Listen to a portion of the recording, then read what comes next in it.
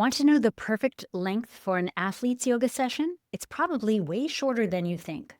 After 20 years of teaching everyone from recreational athletes to professional teams, I've discovered that 30 minutes beats 60 minutes almost every time. And I'm about to show you exactly why, plus give you the simple format that keeps athletes coming back for more. I'm Sage Rountree, and I've spent over 2 decades teaching yoga to athletes at every level. I work with Division I college teams, professional athletes, and dedicated recreational competitors. And one of the biggest breakthroughs in my teaching came when I stopped trying to fit yoga for athletes into traditional 60 or 90-minute yoga class formats. In this video, I'm going to share the exact 30-minute format I use with athletes, why shorter sessions actually produce better results, and how you can use this structure in your own teaching starting today. By the end, you'll have a proven template that works for any athlete in any sport. Here's why 30 minutes is the sweet spot for athletes. It's about compliance, not capability. Sure, athletes can do 90-minute classes, but will they? Not consistently. Here's what happens with longer formats. They skip sessions because they can't find the time, or they show up but mentally check out halfway through.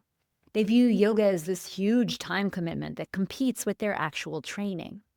But 30 minutes? That fits into their schedule easily. It happens before their workout, after practice, or during a lunch break. They can commit to it consistently, which means they actually get the benefits instead of just intending to practice someday. Think about it from the athlete's perspective. They're already doing 2-hour training sessions, team meetings, strength work, and skill practice. When you offer them another 90-minute commitment, you're competing with everything else in their training. But when you offer 30 minutes that directly supports their performance, that's a no-brainer. I learned this working with the University of North Carolina teams. While it's nice to offer hour-long sessions, the athletes who came to shorter, focused sessions consistently see better results than those who occasionally made it to longer classes. Consistency beats duration every single time. And it is a far better logistical fit for programs with busy schedules, too.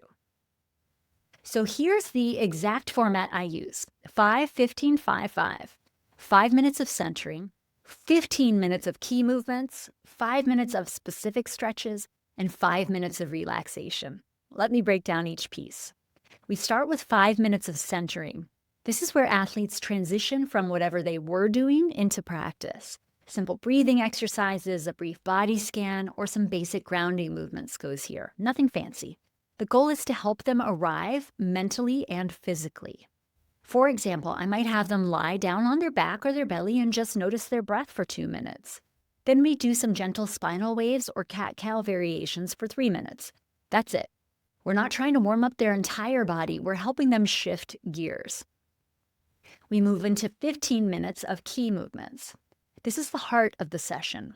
I'd focus on 1 or 2 primary movement patterns that serve their needs. Maybe it's hip mobility for runners. Maybe it's shoulder health for swimmers. Maybe it's rotational work for golfers. The key is keeping it simple and repeatable. I'm not trying to hit every muscle group or take them through elaborate, complex sequences. I'm giving them focused work on what matters most for their sport. This might be variations of lunges, standing balance work, or just sticking to gentle spinal movements. Whatever it is, it's purposeful and relevant, and it's repeated with only minor variations session to session. Next, we'll do 5 minutes of more specific stretches. Now we address their particular tight spots. For runners, this might be hamstrings and hip flexors. For climbers, forearms and shoulders. For cyclists, hip flexors and lower back. I use supported positions here, props, walls, whatever helps them actually release instead of fighting. Remember, athletes are tight, and for a reason. They've trained themselves into that state of tightness on purpose. We aren't trying to force them toward flexibility. We are providing tools for better recovery. We finish with 5 minutes of relaxation. This is a non-negotiable. Athletes need to learn that rest is part of training. I guide them through a corpse pose with simple breath awareness or through a brief body scan. Sometimes we do legs up the wall. The format varies, but the message is consistent. Recovery is when the body adapts and gets stronger. Now, this format is incredibly adaptable. You can use it for different sports, different schedules, different needs. Pre-training session, focus the 15 minutes on dynamic mobility that prepares them for their workout. Post-training, make it all about recovery and release.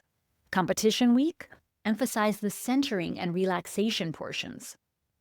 I've used this exact format with football players in the locker room, with runners in a park, with swimmers on the pool deck, and with golfers at the country club. The structure stays the same, only the specific content changes based on their needs. The beauty of this format is that it's repeatable. Athletes can learn it and even guide themselves through it when you're not there. It becomes a tool they own, not just something they passively receive from you.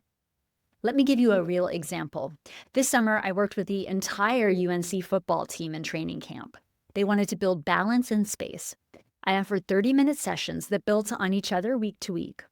We did the same basic structure every session: 5 minutes of breathing and grounding, 15 minutes of standing balance flows, 5 minutes of targeted stretching for their chronically tight areas, and 5 minutes of guided relaxation. Here's what happened. Players learned the sequences and moved through them even ahead of my cueing. You love to see that as a yoga teacher. Players asked me where else I teach because they felt the benefits. And this is the key part. They really learned to relax, which is key for their recovery. That's the power of a simple, consistent, short format that athletes can actually stick with. If you want to learn how to create effective sessions like this for any athlete population, I've created a free workshop called How to Double Your Income Teaching Yoga to Athletes. In it, I share more about sequencing strategies, about how to break into this niche, and about how to charge premium rates for this specialized work. The link is in the description. You'll also find a link to join The Zone, my free community for yoga teachers, where we share practical teaching strategies like this one. Remember, longer isn't better when it comes to teaching athletes. Consistent, focused, short sessions provide better results than occasional long classes. The 5-15-5-5 format gives you a proven structure that works for any sport, any level, any schedule.